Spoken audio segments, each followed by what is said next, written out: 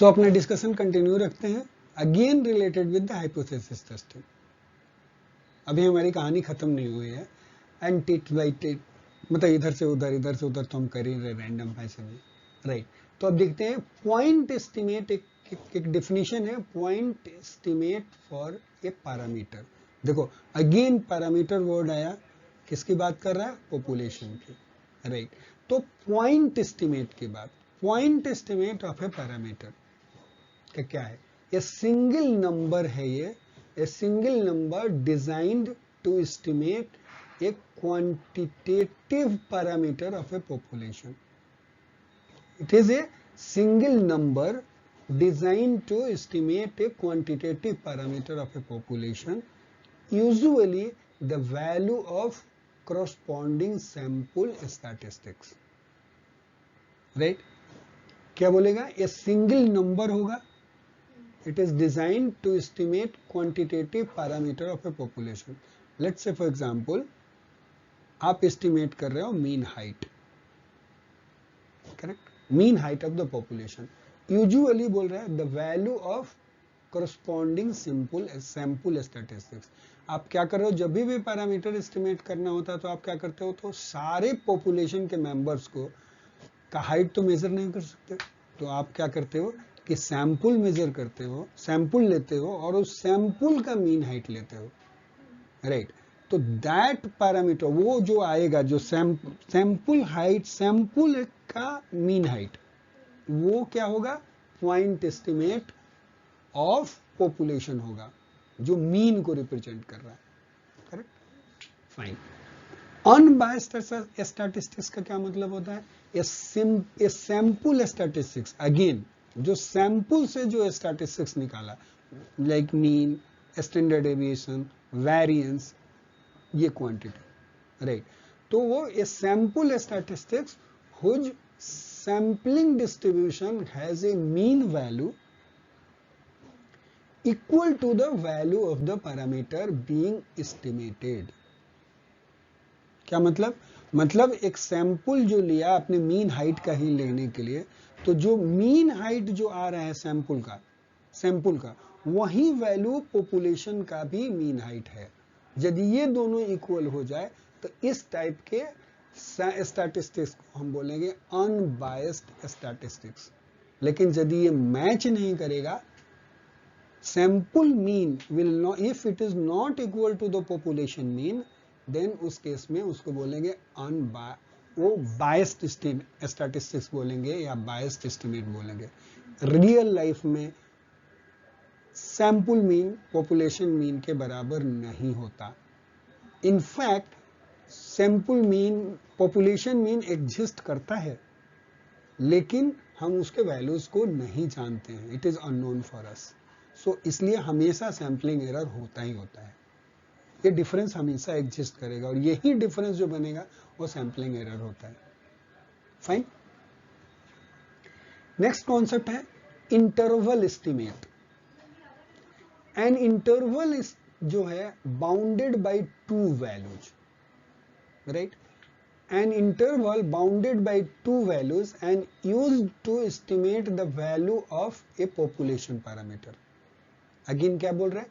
Population parameter के value को estimate कर रहे हैं, लेकिन ये इंटरवल जो है it is bounded by two values, दो वैल्यूज के बीच में आएगा कोई ना कोई चीज, right. An interval bounded by two values and used to estimate the value of a population parameter. Again value of population parameter में मीन, स्टैंडर्ड डेविएशन मान लो, जब भी नहीं समझ में आ रहा तो उसी को ध्यान में रखो।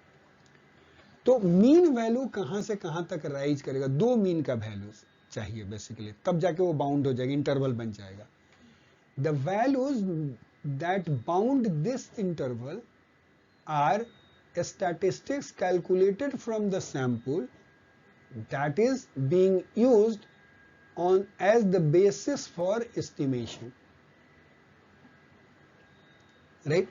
क्या बोल रहे हैं कि the values that bounds this interval, मतलब वो जो दोनों वैल्यूज भी जो है, जो रेंज जो निकाल रहे हैं बेसिकली, कि एक मिनिमम वैल्यू और एक मैक्सिमम वैल्यू। जैसे मान लो कि पॉपुलेशन पैरामीटर मीन हाइट का 176 181 नहीं हो सकता एग्जैक्ट वैल्यू, वो रेंज में लाई करेगा 176 टू 186 के बीच का कोई वैल्यू, तो ये इंटरवल एस्टिमेट हो गया। समझ में आया एग्जांपल से? तीसरा कॉन्सेप्ट है level of confidence. Level of confidence जो होता है वो हमेशा होता है 1 माइनस अल्फा, जो अल्फा जो है वो सिग्निफिकेंस लेवल है, तो 1 minus alpha is always called level of significance. ये सारे level of confidence, level of confidence is equal to 1 minus alpha. ये सारे क्वेश्चंस ने एक एक चीज ऑब्जेक्टिव एमसीक्यूज के क्वेश्चंस बनते हैं, ध्यान से देखोगे तो, right. Level of confidence 1 minus alpha, the portion of the interval estimate that include the parameter being estimated, right. मतलब कि जो इंटरवल जो बनेगा जो दो, उसका कॉन्फिडेंस कितना है कि जो पॉपुलेशन का पैरामीटर जो आएगा वो इसी के बीच में लाई करेगा। मतलब मैं किसी का भी मेजर करूं हाइट, तो यही दो इंटरवल के बीच में लाई करेगा, उसका कॉन्फिडेंस कितना है, that will be given by 1 minus alpha, correct.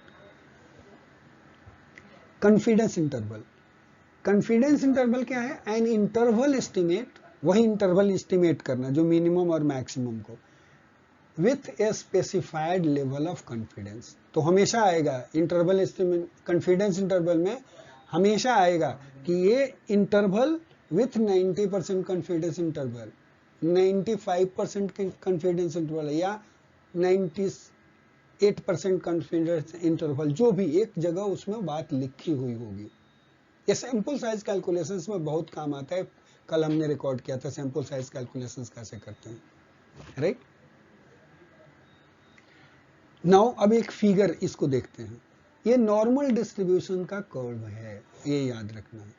यहाँ पे क्या है? Sampling distribution of mean X bar लिखा हुआ है, जो मीन मतलब रैंडम वेरिएबल लिया आपने, उसका मीन निकाला विथ अननोन म्यू, मतलब यहाँ पे म्यू जो है वो अननोन है, मतलब म्यू कोई भी वैल्यू एस्यूम कर सकता है, मीन वैल्यू को, पॉपुलेशन मीन, राइट। और ये एक नॉर्मल डिस्ट्रीब्यूशन कर्व को, ये नॉर्मल डिस्ट्रीब्यूशन का कर्व है, राइट। तो अब यहाँ पे देखो कि क्या है, ये म्यू, ये देखो म्यू है, और यहाँ पे क्या लिखा है? म्यू प्लस 6 है, और यहाँ पे लिखा है म्यू माइनस 6, और ये जो FWHM जो दिख रहा है सिग्मा एक्स, ये दिख रहा है एक्स है ना, सिग्मा एक्स जो है, मतलब ये जो इसका स्प्रेड जो है, ये जो सैंपल डिस्ट्रीब्यूशंस का जो स्टैंडर्ड डेविएशन जो है उसका वैल्यू कितना है? 3 है। 3 इंटू 2 करेंगे तो कितना आ जाएगा? 6 आ जाएगा, करेक्ट। तो mu plus minus 2 standard deviation, plus 2 standard deviation इधर है और माइनस 2 स्टैंडर्ड डेविएशन इधर है, तो प्लस माइनस 2 स्टैंडर्ड डेविएशन के बीच में ये पूरा का पूरा जो है वो 95% ऑफ द डेटा फॉल करेगा। तो यदि ये एस्टिमेट बनाएंगे यहाँ से यहाँ के बीच में, राइट, तो 95% कॉन्फिडेंस है कि जो पॉपुलेशन का वैल्यू जो होगा वो इसी दोनों वैल्यूज के बीच में लाई करेगा, म्यू माइनस 6 से लेकर के म्यू प्लस 6 के बीच में। Yes, clear? हाँ सर, प्लस माइनस 2 क्या है वो जो प्लस 2 स्टैंडर्ड डेविएशन, ये स्टैंडर्ड डेविएशन जो इसका हो गया, तो म्यू है और ये इसका स्टैंडर्ड डेविएशन, जो भी डेटा तुम उठाओगे तो उसका म्यू होगा, मीन होगा और इसका स्टैंडर्ड डेविएशन होगा।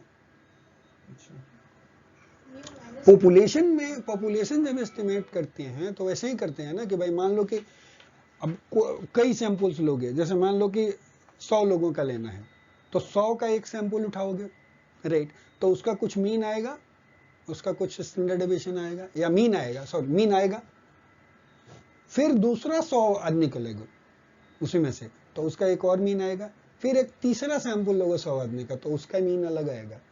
तो मीन का मीन म्यू है पॉपुलेशन में, और वो मीन का स्टैंडर्ड डेविएशन ये स्टैंडर्ड डेविएशन है, याद रखिएगा।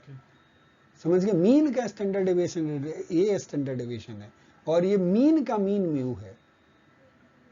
तो ये क्या होगा? मीन यदि ये values mu plus minus 2 standard deviation होगा तो 95% कॉन्फिडेंस के साथ बोल सकते हो कि पॉपुलेशन मीन जो होगा, यदि कोई भी उठाओगे, किसी का हाइट मेजर करोगे, तो उसका वैल्यूज इसके और इसके बीच में ही लाई करेगा। That is the meaning of your confidence interval और रिलेटेड ग्राफ। क्लियर? नाउ अब देखो, जो 4 पॉसिबल फिर से हम एक बार आ रहे हैं, क्योंकि मैं ये चाहता हूं कि ये दिमाग में ना ऐसे करके हथौड़े की तरह बैठ जाए, बिल्कुल क्लियर कट। बार बार सुनने से चीजें जो होंगे वो क्लियरिटी के साथ डेवलप होंगे। जब भी आप हाइपोथेसिस टेस्ट करेंगे तो क्या कितने तरह के बनेंगे सिचुएशन? 4 बनेंगे, 4 पॉसिबल हैं। नंबर 1, इधर की तरफ नल हाइपोथेसिस है। आइदर नल हाइपोथेसिस टेस्ट का जो रिजल्ट जो होगा वो ट्रू हो सकता है, या टेस्ट का रिजल्ट फॉल्स हो सकता है। और एक्चुअली में जो है वो टेस्ट यहाँ पे थोड़ा उलट दिया है ग्राफ के, यहाँ पे दे दिया कि नल हाइपोथेसिस एक्चुअली में ट्रू है और नल हाइपोथेसिस एक्चुअली में फॉल्स है। लेकिन टेस्ट जो हमने अप्लाई किया, it is failed to reject the H0। It was null hypothesis was true but it failed to reject the H0। तो एक टाइप A बनेगा, करेक्ट डिसीजन बनाएगी। This is correct decision. True था, null hypothesis true था, right? ठीक तो है, null hypothesis true था and it was failed to reject H0। मतलब H0 रिजेक्ट कर देता तब तो गलत हो जाता ना, हाँ, तब गलत हो जाता है। तो फेल टू रिजेक्ट मतलब कि वो ट्रू द करेक्ट डिसीजन था, उसको रिजेक्ट नहीं करना करेक्ट डिसीजन था। बट दूसरा कंडीशंस कि null hypothesis was true but it rejected H0। लेकिन टेस्ट ने क्या किया? H0 को रिजेक्ट कर दिया, तो टाइप 1 एरर, फॉल्स पॉजिटिव। ठीक है। दूसरा केस में क्या है? null hypothesis was false, test was failed to reject H0, right? तो उस केस में वो क्या बनेगा? टाइप 2 एरर बनेगा। null hypothesis was false but test failed to reject the null hypothesis, तो उस केस में आपका टाइप 2 एरर बनेगा। और यदि null hypothesis false था और it has rejected the null hypothesis, again it is a correct decision। आगे चलो, बढ़िया यार। अगेन सेम चीज, राइट? देखो, एक प्रोबेबिलिटी के टर्म में उसी चीज को कन्वर्ट कर रहा है। क्या? यदि ये टाइप 1 एरर है, उसको प्रोबेबिलिटी को, उसको अल्फा भी बोलते हैं, और टाइप 2 एरर को क्या बोलते हैं? बीटा बोलते हैं। टाइप 1 एरर को अल्फा बोलते हैं और टाइप 2 एरर को बीटा बोलते हैं। और ये जो है करेक्ट डिसीजन जो है, ये failure to reject a null hypothesis, a true null hypothesis, right, वो जो बनेगा उसकी प्रोबेबिलिटी होती है 1 माइनस अल्फा। करेक्ट डिसीजन की, करेक्ट डिसीजंस लेने की कितना? 1 माइनस अल्फा। यदि अल्फा एरर है तो करेक्ट जो डिसीजंस लिया कि failure to reject true null hypothesis with 1 minus alpha, मतलब 95% प्रोबेबिलिटी के साथ। हाँ, 1 माइनस 0.05 उसका रखते हैं, तो 1 माइनस 0.05 रखो तो 95 आ जाएगा। और रिजेक्शन ऑफ फॉल्स ये H0, उसको जब करेंगे तो उसकी प्रोबेबिलिटी कितनी है? 1 माइनस बीटा। तो ये पावर ऑफ द टेस्ट हो जाता है 1 माइनस बीटा, राइट? हाँ, जैसे 80% पावर होगा तो 20% बीटा का होगा ये। ठीक है जी। इसका दूसरा नाम, टाइप 1 एरर का दूसरा नाम लेवल ऑफ सिग्निफिकेंस अल्फा भी है, जो सिग्निफिकेंस टेस्ट में बताया था। टेस्ट स्टैटिस्टिक्स क्या है? अब दूसरा टर्म क्या है? Test statistics. A random variable whose value is calculated from sample data and is used in making the decisions reject H0 or fail to reject H0। ये क्या है? एक टेस्ट स्टैटिस्टिक्स क्या है? A random value whose values is calculated from the sample data. Sample data से ही ये value हम कैलकुलेट करेंगे, राइट। सैंपल डेटा से एक वैल्यू क्रिएट करते हैं जो एक रैंडम वैल्यू आता है। वो वैल्यू कुछ भी आ सकता है, कोई भी एक रैंडम वैल्यू आएगा जिसका यूज हम किस लिए करते हैं? आइदर H0 को रिजेक्ट, नल हाइपोथेसिस को रिजेक्ट करने के लिए, या fail to reject null hypothesis के लिए।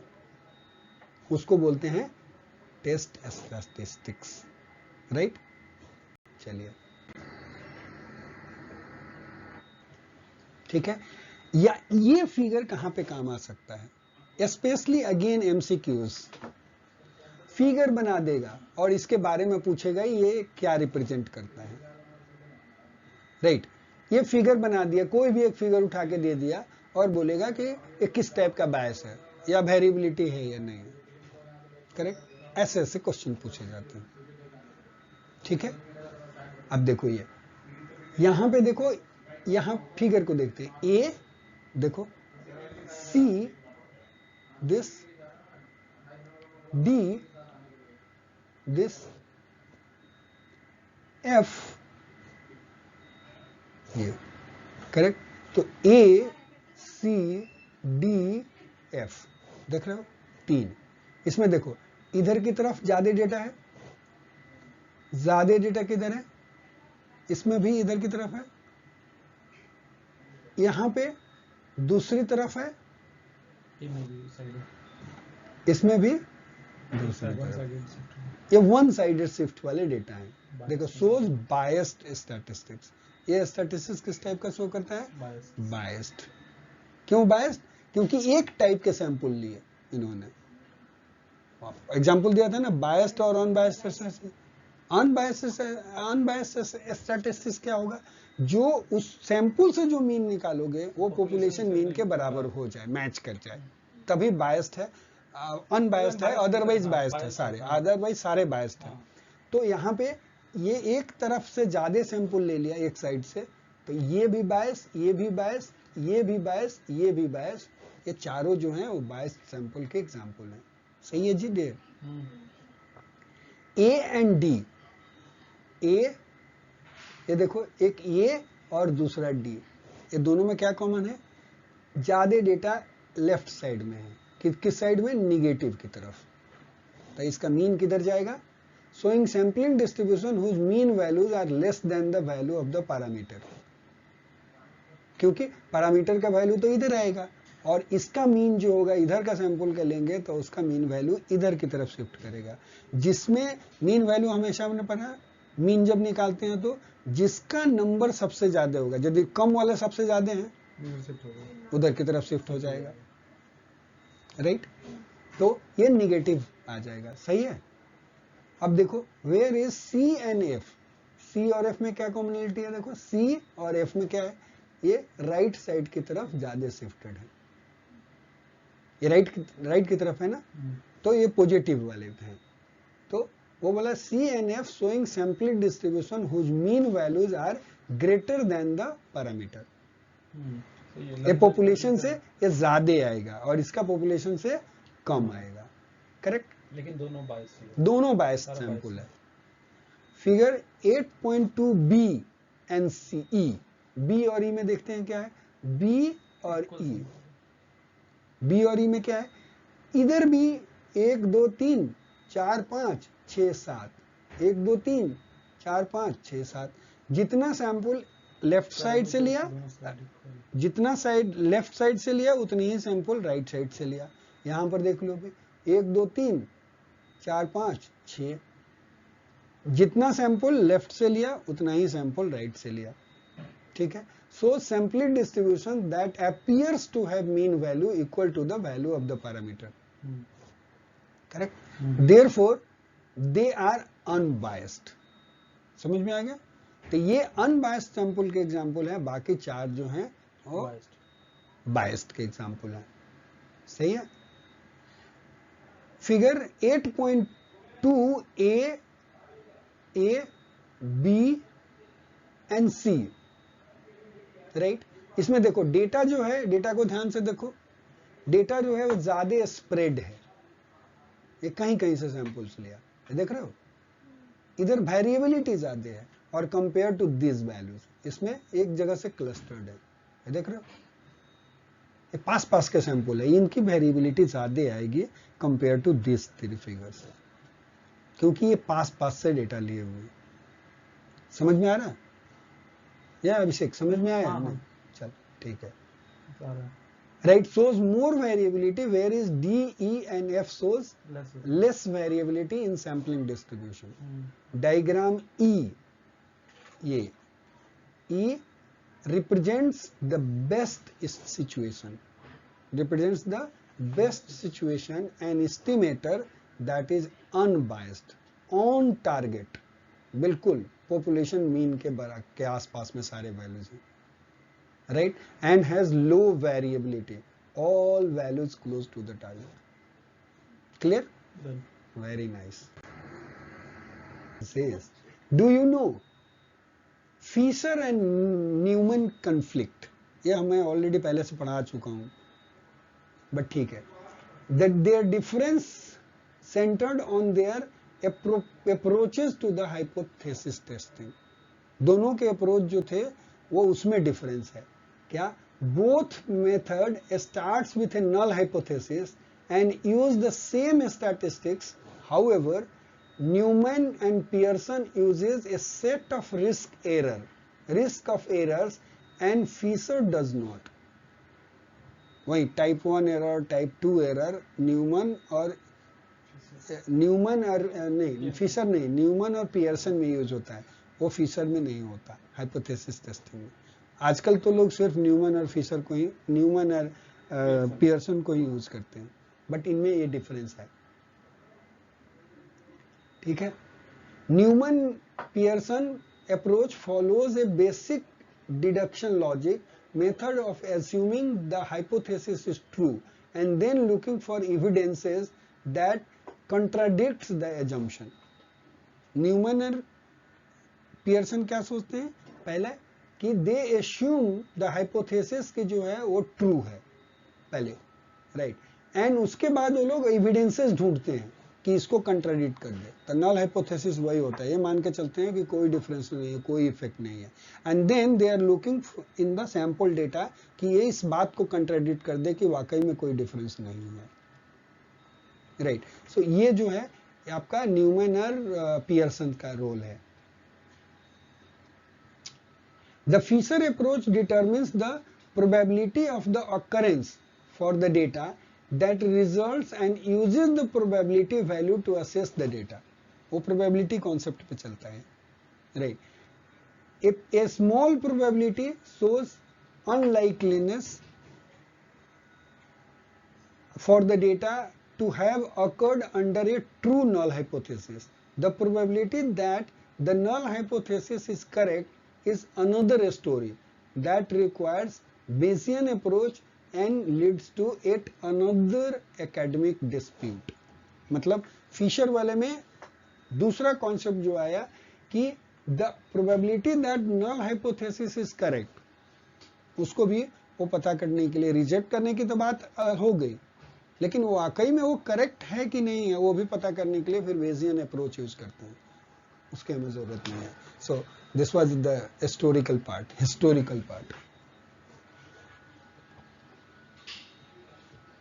ठीक है, अब हम क्या करेंगे, यहाँ पे एक एग्जाम्पल लेंगे, right, hypothesis test of mean, और उसमें मीन है और सिग्मा जो है स्टैंडर्ड डेविएशन नोन है।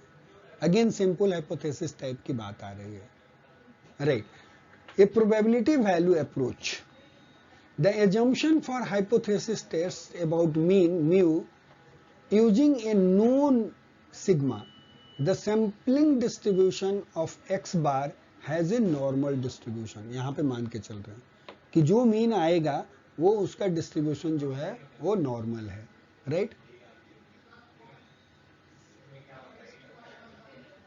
The sampling distribution of sample mean x bar is distributed about a mean equal to mu with a standard deviation error sigma divided by square root of n, and 1 if the randomly sampled population is normally distributed, then x bar is normally distributed for all sample sizes, and second, if randomly sampled population is not normally distributed, then x bar is approximately normally distributed for sufficiently large samples. We will see that. जब भी हम hypothesis test करेंगे, हम ये 5 step follow करने वाले हैं। पहला क्या स्टेप होगा? पहले तो हमें सेटअप करना है। सेटअप में क्या बोले? Describe the population parameter of interest, मतलब किस पॉपुलेशन पैरामीटर को आप मेजर करना चाहते हैं, आपका क्या इंटरेस्ट है। फिर दूसरा स्टेप उसमें क्या है? स्टेप 1 में ही बी है, state the hypothesis, which is null hypothesis क्या है आपका, और दूसरा जो है अल्टरनेटिव हाइपोथेसिस क्या है। याद यही रखना है कि हमेशा अल्टरनेटिव हाइपोथेसिस जो आप क्लेम करना चाहते हो वो बनेगा, ठीक है, उसका उल्टा नल हाइपोथेसिस बनेगा। दूसरा step number 2, hypothesis test criteria क्या होगा वो डिफाइन करना है। उसमें क्या करना है? चेक द एजम्पशन, मतलब जो एजम्पशन जो है वो क्या है, वो सही है या नहीं है। Identify the probability distribution and test statistics to be used. यदि आपने एजम्पशंस की बात देख ली, यदि मान लो कि वो डेटा नॉर्मल डिस्ट्रीब्यूशंस को फॉलो कर रहा था, आपका एजम्पशंस वैलिड है, तो प्रोबेबिलिटी कौन सा, आइडेंटिफाई द प्रोबेबिलिटी डिस्ट्रीब्यूशंस, कि डेटा जो है वो किस प्रोबेबिलिटी डिस्ट्रीब्यूशंस को फॉलो करेगा, और फिर कौन सा टेस्ट स्टैटिस्टिक्स यूज करोगे, वेदर आप टी टेस्ट यूज करोगे कि नॉर्मल डिस्ट्रीब्यूशन वाला जेड टेस्ट यूज करोगे, राइट, या कोई अलग टेस्ट आपको यूज करना है जिस पे जाकर के आप वैल्यू निकालोगे। तो टेस्ट स्टैटिस्टिक्स डिसाइड करना। उसके बाद उसका जो सी पार्ट है वो determine the level of significance alpha, मतलब लेवल ऑफ सिग्निफिकेंस मतलब कितना रिस्क आप एक्सेप्ट करने के लिए तैयार हैं कि ट्रू नल हाइपोथेसिस भी रिजेक्ट हो सकता है। करेक्ट, ट्रू, हाँ, ट्रू नल हाइपोथेसिस रिजेक्ट हो जाएगा, ठीक है, तो है।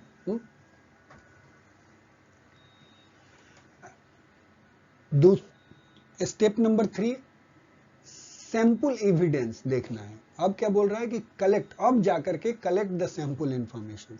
पहले ये सारा स्टडी शुरू करने के पहले ये सारे डिसीजन हो रहे हैं। नल हाइपोथेसिस डिसाइड करना, कौन सा पैरामीटर, कौन सा प्रोबेबिलिटी डिस्ट्रीब्यूशन ये करेगा, अल्फा का वैल्यू क्या होगा, ये सारी चीज स्टडी शुरू करने के पहले हो रही है। नाउ अब क्या है? डेटा कलेक्ट करना है और calculate the value of test statistics. अब उस डेटा जो आएगा उसके बेसिस पे आपको टेस्ट स्टैटिस्टिक्स का वैल्यू कैलकुलेट करना है। करेक्ट। नेक्स्ट, फोर्थ स्टेप में क्या बोल रहा है? Probability distributions, calculate the P value for the test statistics. जो टेस्ट स्टैटिस्टिक्स का वैल्यू आया उसके लिए पी वैल्यू का मान कितना है वो निकालना। डिटरमिन वेदर और not the P value is smaller than alpha. अब अल्फा से उसको पी वैल्यू को कंपेयर करना है। Step 5, final result, state the decision about H0, state the conclusion about H0। मतलब पहले डिसीजन लिखिए H0 के बारे में कि whether it is fail to reject और whether it is H0 is rejected, दोनों में से कोई एक होगा, और उसके बेसिस पे आप ये कंक्लूजन बताएंगे अबाउट H0 कि व्हाट यू आर कंक्लूडिंग। ठीक है जी। अब देखो 3 पॉसिबल स्टेटमेंट्स हो सकते हैं नल हाइपोथेसिस के और अल्टरनेटिव हाइपोथेसिस के। क्या या तो नल हाइपोथेसिस में क्या आएगा? ग्रेटर देन या इक्वल टू, ग्रेटर देन और इक्वल टू, राइट, नहीं, नॉट अल्फा पी वैल्यू, कोई भी चीज, जैसे म्यू इज इक्वल टू था ना उसमें जो सिंपल हाइपोथेसिस में बताया था, या म्यू ग्रेटर देन 162, समझ गए? तो वो ग्रेटर देन या इक्वल टू होगा। यदि नल हाइपोथेसिस में ग्रेटर देन या इक्वल टू का सिंबल लगा है तो अल्टरनेट हाइपोथेसिस विल बी हमेशा लेस देन होगा, याद रखिएगा। दूसरा क्या हो सकता है? नल हाइपोथेसिस लेस देन और इक्वल टू हो सकता है। यदि लेस देन या इक्वल टू होगा तो अल्टरनेट हाइपोथेसिस हमेशा ग्रेटर देन होगा, राइट। और यदि नल हाइपोथेसिस इक्वल टू है something, mu is equal to some particular values, तो नल हाइपोथेसिस, अल्टरनेट हाइपोथेसिस जो होगा वो क्या होगा, mu is not equal to that values. Correct? तो लिखते ऐसे हैं। डिसीजन रूल में बस वही है कि if p value is less than equal to alpha, जो लेवल ऑफ सिग्निफिकेंस है, देन डिसीजन क्या होगा, reject null hypothesis. And if p value is greater than the level of significance और अल्फा, देन डिसीजन जो होगा must be fail to reject H0। अब हम example पे चलेंगे, इससे आगे का डिस्कशन हम दूसरे वीडियो में करेंगे, क्योंकि वैसे भी वीडियो का साइज बड़ा हो रहा है। तो we will stop it here and we will start exactly from here, जहां से हम एग्जाम्पल अब डिस्कस करने वाले हैं, एकदम प्रॉपर एग्जाम्पल, जहां से और क्लियरिटी डेवलप होने वाली है आपके।